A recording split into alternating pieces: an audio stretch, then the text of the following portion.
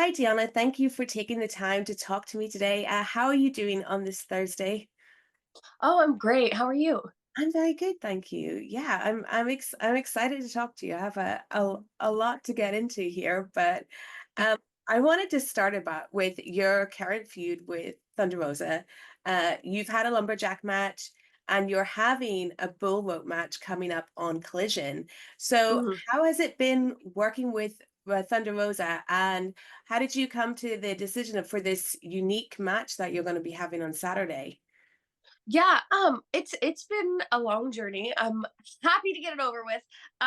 No, Thunder's been great. And I feel like we're both kind of in this weird space of like, let us know what we have to do to prove ourselves and like, earn such a unique story that we've been telling. It's been a really long process. I think people forget that we started this back in March. Mhm. So to finally have it culminate in such a crazy match, I might be wrong, and the internet might come for me for this, but I don't know that women have ever done a Texas Bull Rope match before. So um, I think that when talking about, what could be the ultimate blow off, what could be unique, what could be different, we're going to be in Arlington, Texas, where we've been for Collision for the past 2 weeks.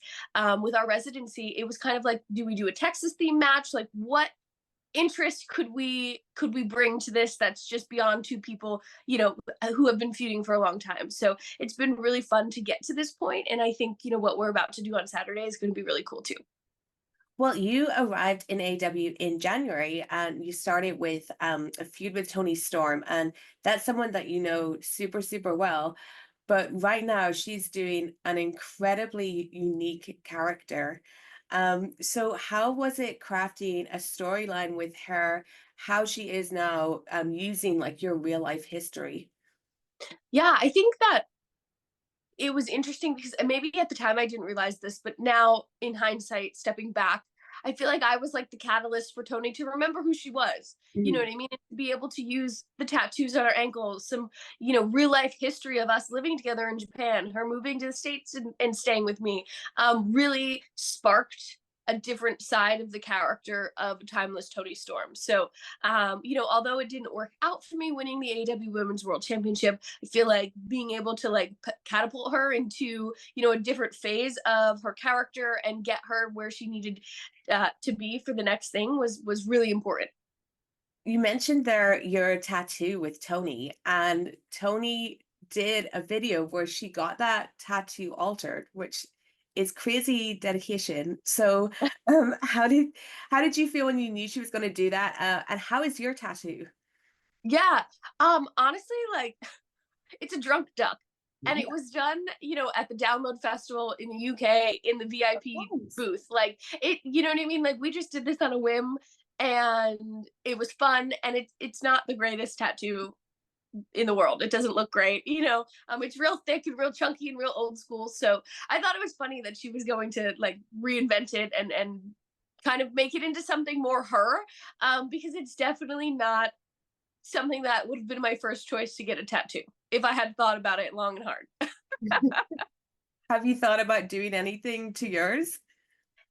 No, some people have asked me like, "Do you want to get it removed?" Whatever, and I'm just like, it's funny. After it happened, I sent my dad a picture, and I was like, "Oh, this was bad life choices." And my dad, who has tons of tattoos, was like, "There's no bad choices. There's just life." Mm. And I kind of just chalk it up to that, right? Like Yeah. that was a moment in time, and that was a really great friendship. And some of the things I was going through personally, it kind of just reminds me to like let go and have fun, and I look at it fondly, although I don't love it anymore. Well, when you came into AEW, you were a face going against Tony, and then it was during this feud with Thunder Rosa at the beginning that you turned heel. Is heel something that you're more comfortable as? Because you're such a friendly, bubbly person, but on screen, I've seen you more often be heel. So is that your comfort zone? 100%. Yeah. I think that like when you get to know me, I'm very personable and I can laugh and I'm warm and welcoming. But at first glance, I know that I look like a bitch. And I think that it's in wrestling and in life anyway, it's 10 times easier to make someone hate you than it is to make them like you. You really have to work for that. And I just don't think that I have that like fiery spitfire personality that has all this energy to make people want to like me. I think I'm very cool, calm, collected, and just all my mannerisms, my facials, they read heel.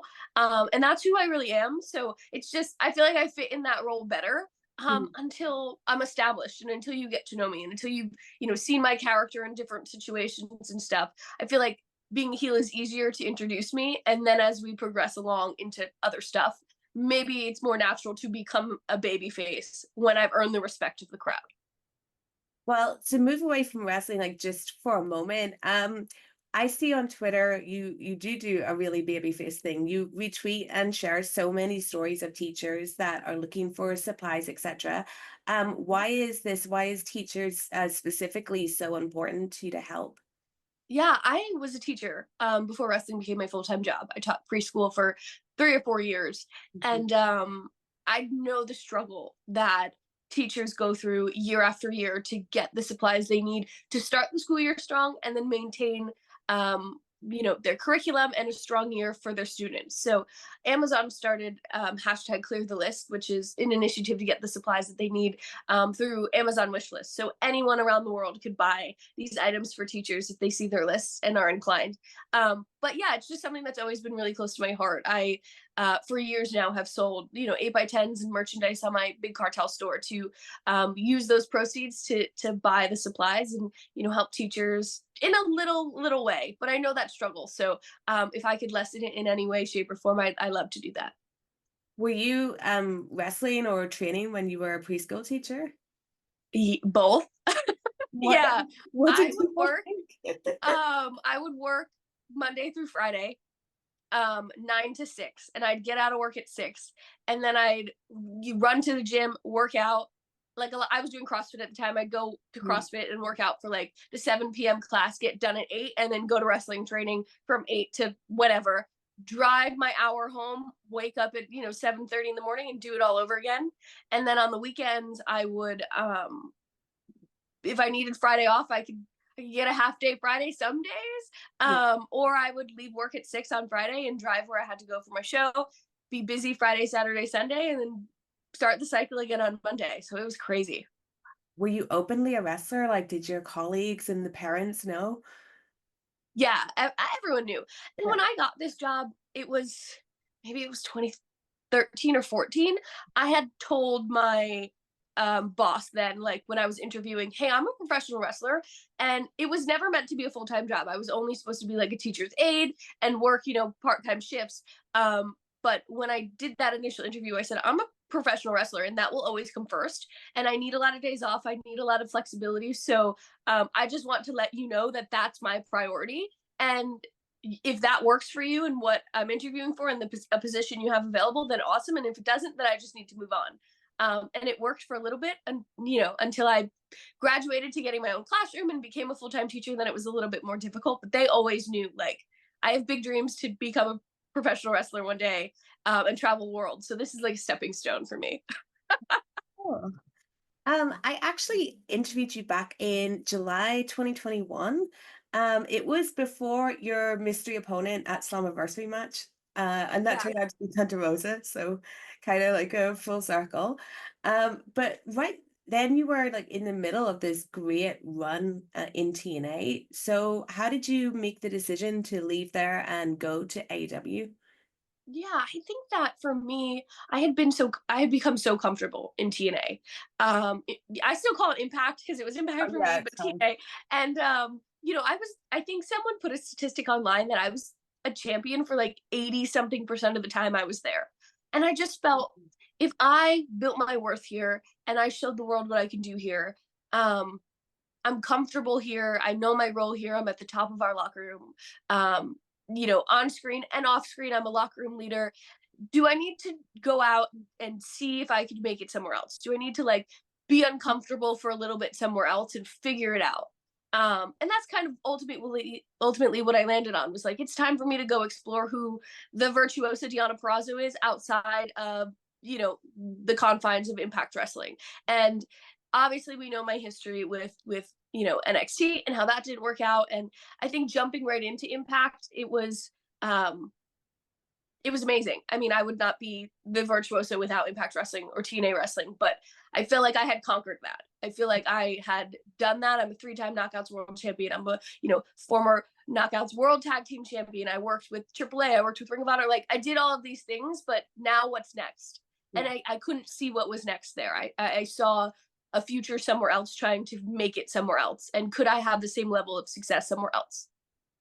It's interesting, like you say, you wanted to make yourself uncomfortable because I was thinking, like, was it kind of hard, or was there trepidation coming into AEW with your like the I think you have the third longest reign as Knockouts champion, like combined days. You've got all this great stuff behind you, and then you're entering into somewhere where like there's already an established packing order, Yeah.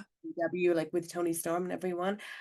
So yeah, it's interesting that you wanted to like, so do you see it as a clean slate then when you walk into AEW almost? Yeah, absolutely. I mean, I have 12 years of a long resume. You know what I mean? Like, I've done the things that I've done, but I felt like walking in, whether it was going to be AEW, whether it was going to be WWE, whether I was staying in Impact, like wherever I was going to land, I had to kind of like wipe that slate clean and say, sure, I've done those things, but now I'm here to reinvent myself. I'm starting fresh, and I can't rely on what I did for the past 4 years or for the past 12 years Yeah. here. It was really important for me to be open and willing to work with anybody, to obviously give input for stories like the tattoo. You know what I mean? That just was kind of like a spur of the moment thing. But also, show the girls like, this is the worker I am, this is the hustler I am, this is the woman I am, and earn my respect that way. You can only rely on your reputation for so long, and it was important for me to let everyone know who Deonna Purrazzo, like the person, is, and let her shine through that way. When I listened back to the interview that we did yesterday, you talked a lot about it, about your time in NXT and how it seems like it wasn't the best place for you to grow and be recognized. And WWE and NXT have changed a lot in the past couple of years. Did you have any talks with them or consider going back there before choosing AEW? Yeah, I did, and that was it kind of came down to like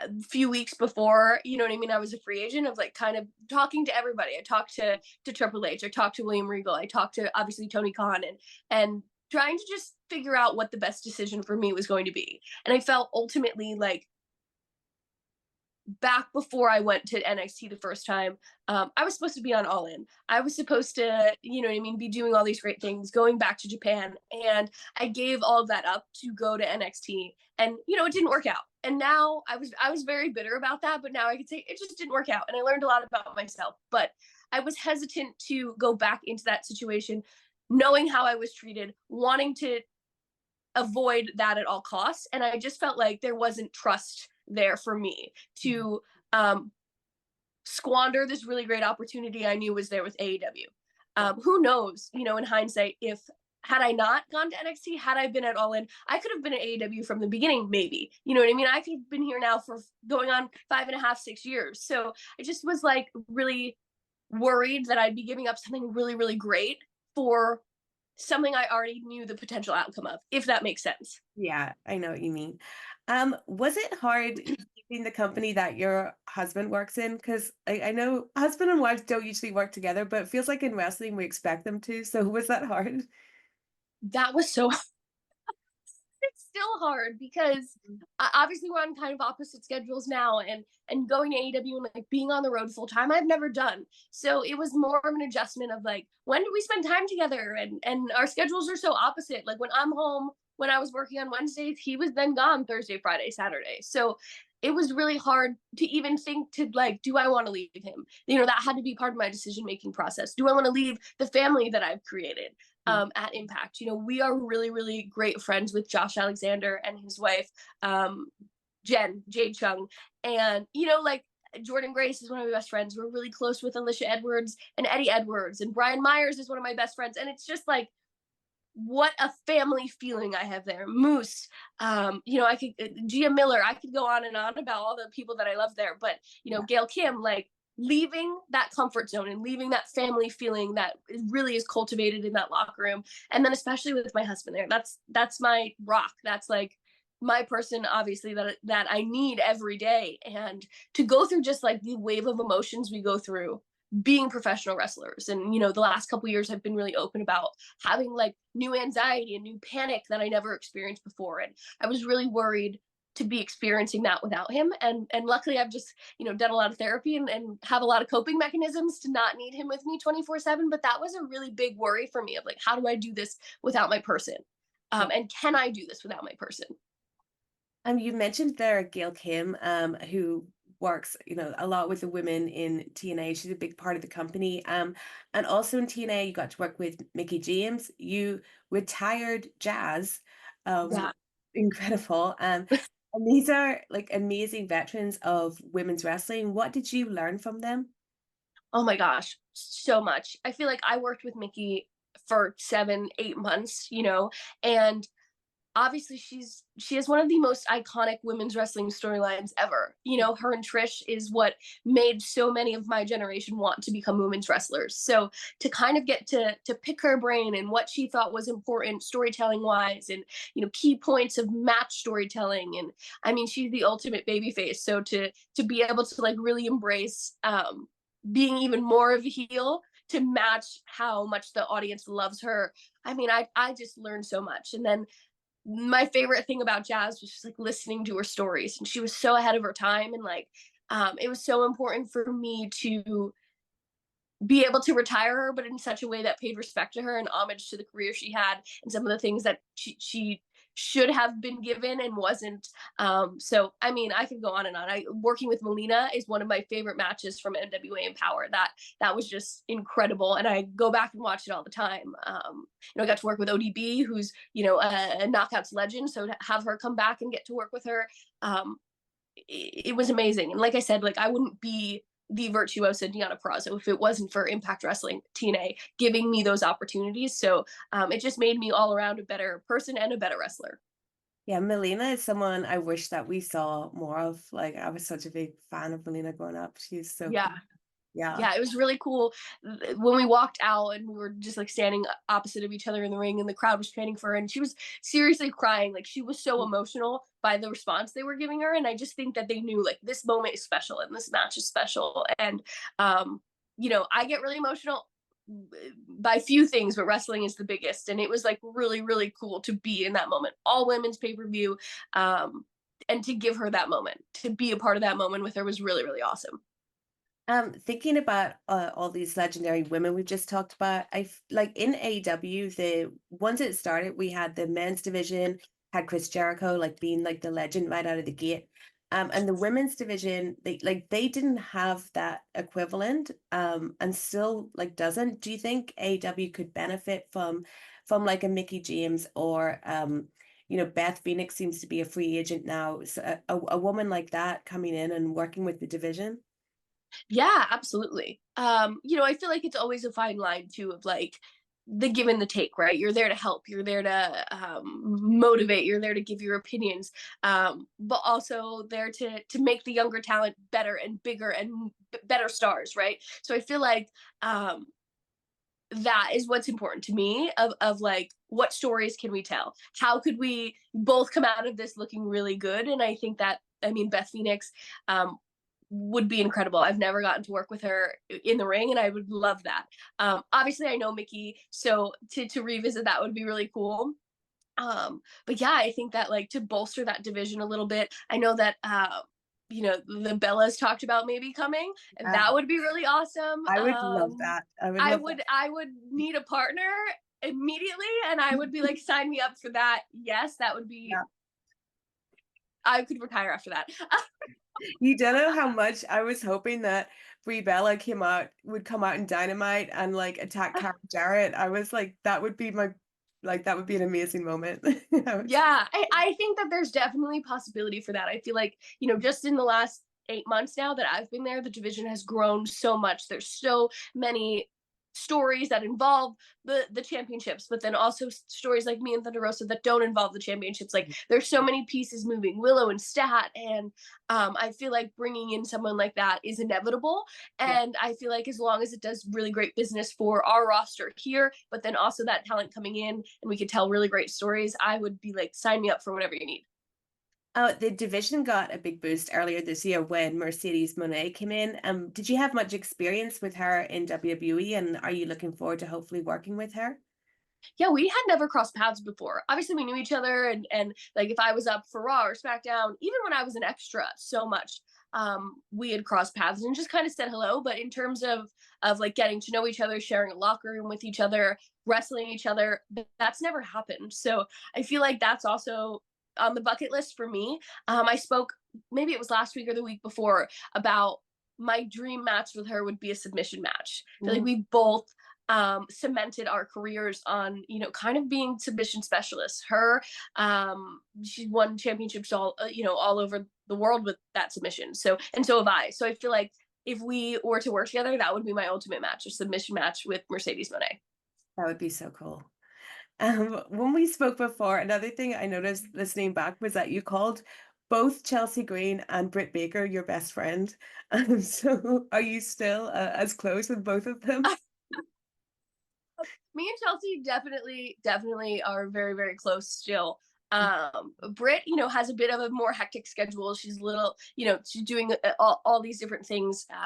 While she was not, at AEW, she was really, really busy. So I definitely don't see Britt as much these days that I see Chelsea, but there's still people I talk to every day about anything. And yeah, it's been really great to, I feel like everyone always asks me about them and asks about our friendship, but it's been really great to have like those two solid people that I've been friends with since the beginning. And Chelsea's on like such a great run right now. She's finally getting like what she deserves. It's- Oh gosh, absolutely. And I mean, I've said this endlessly as well. It's like there's no one I want success for more than her. If it can't be me, I want it to be Chelsea. And to see her thriving, absolutely thriving in what she's doing and making the best of every situation and the crowd responding to it just like fills my heart so much with joy. Earlier or last week, there was a story like involving Brit and the women's locker room. Can you speak to like how the atmosphere is there? Because when you talked about the TNA locker room to me, like previously, like you talked about like it was the most supportive locker room that you'd experienced. So how is Yeah. the AEW women's locker room? Yeah, I would say very similar. I think this was just kind of like one instance that sparked a lot of drama and also kind of took on a life of its own that um, the rumor mill starts going and then things aren't as they were, you know what I mean? And people add their 2 cents and it makes it, way bigger than it was. I think this was an isolated incident because everything else that I've experienced in this locker room is supportive, is encouraging, is a lot of camaraderie. We just recently celebrated people's birthdays and had birthday cakes and sang, you know what I mean? I feel like this locker room doesn't get as much credit as it deserves for that type of camaraderie. I feel like I don't know what it was like before. I can only speak to my experiences, but I feel like it again doesn't get enough credit that it deserves. Mhm. I gotta ask you what it was like being part of FBI during WrestleMania weekend. How was that? Incredible. Oh my gosh, I when they asked me to do that, I was kind of like, I don't really do indies anymore, but that could be fun.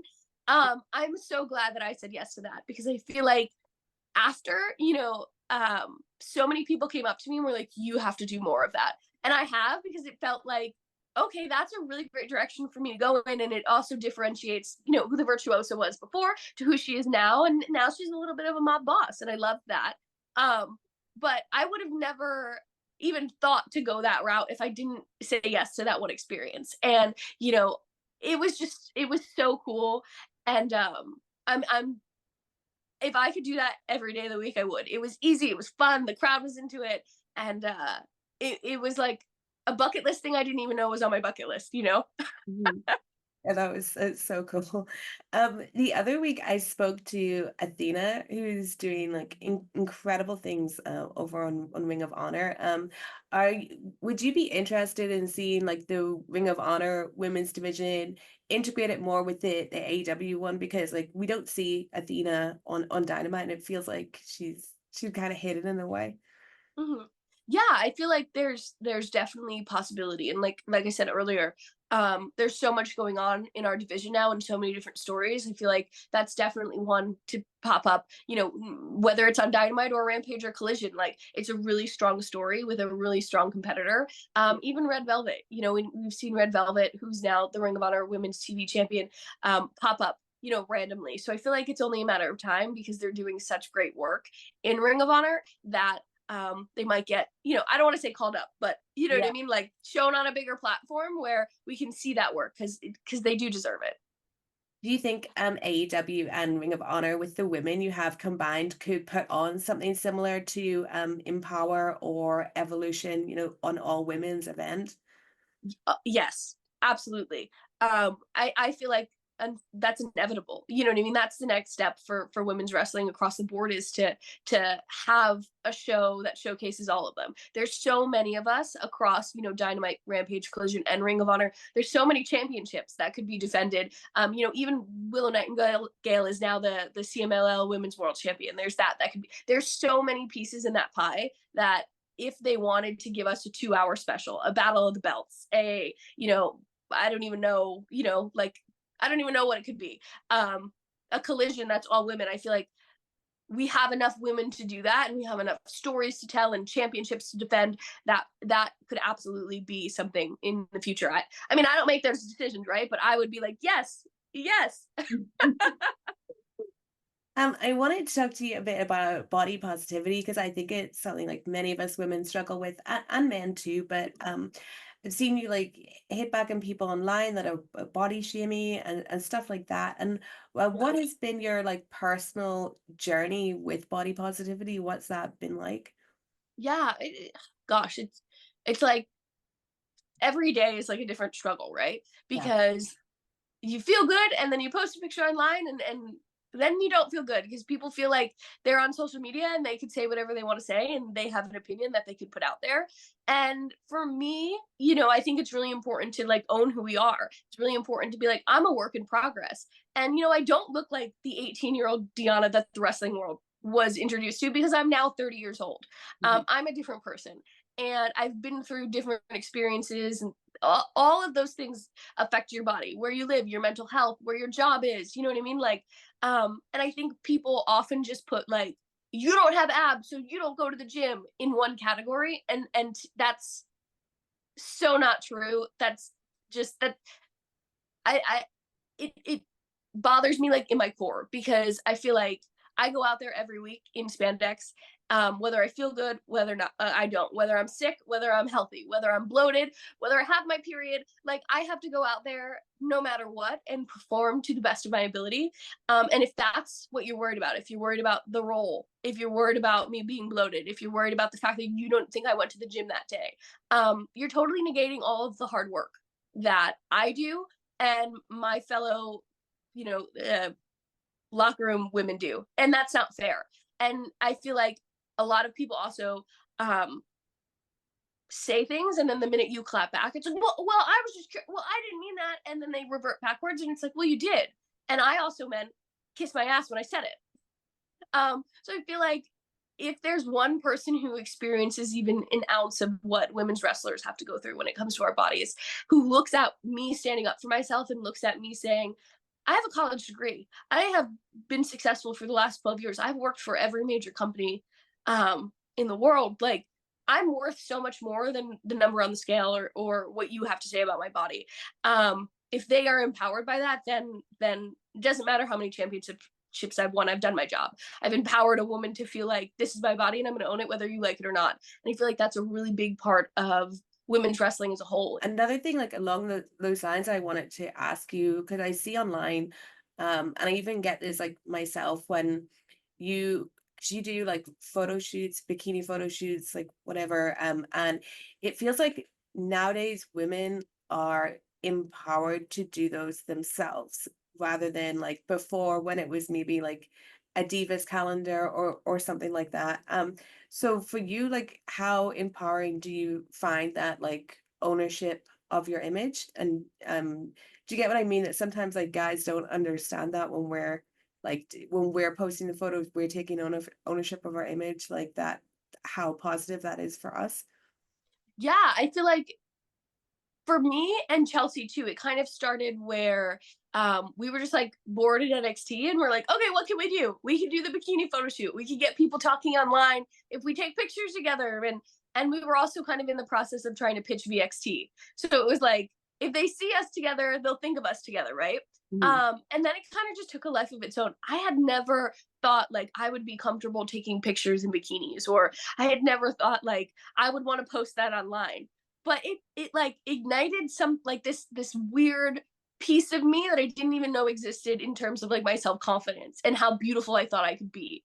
And once I kind of saw like, it take on a life of its own in terms of people's opinions about my bodies, or women being like, you know, you're not a stick figure, and you know what I mean, and I like your body and you make me feel like I'm seen and that like I could be successful because I don't look certain. There's nothing wrong with how anybody looks, but I feel like I was just so empowered by the response to it, of like, I'm empowered by you, the fact that you have the confidence to do that, the fact that you're owning your body and you love your body, and some days I don't, and that's okay.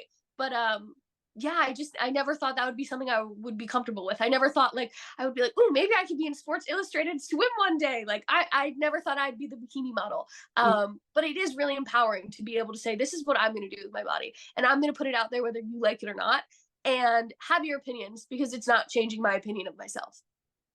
And finally, after you dispose of Thunder Rosa on Saturday, maybe what's next for Deonna Purrazzo in AEW? I don't know. I would love to obviously get back to the AEW Women's World Championship. Mhm. I should be the AEW Women's World Champion. Tony tapped out and I never received a rematch for it. So I feel like I definitely am going to sit back. I'm going to watch Wembley. I'm going to see what's going on. I'm going to see who comes out AEW Women's World Champion, who comes out TBS champion. And then I'm going to have to say, like, that's my next victim. I'm really excited to see, post All In, post All Out, what our landscape looks like, and hopefully get back in that title contention. Awesome. Well, thank you so much for taking the time to talk to me, Deonna. It's been really great. Yeah, absolutely. Thank you so much for having me.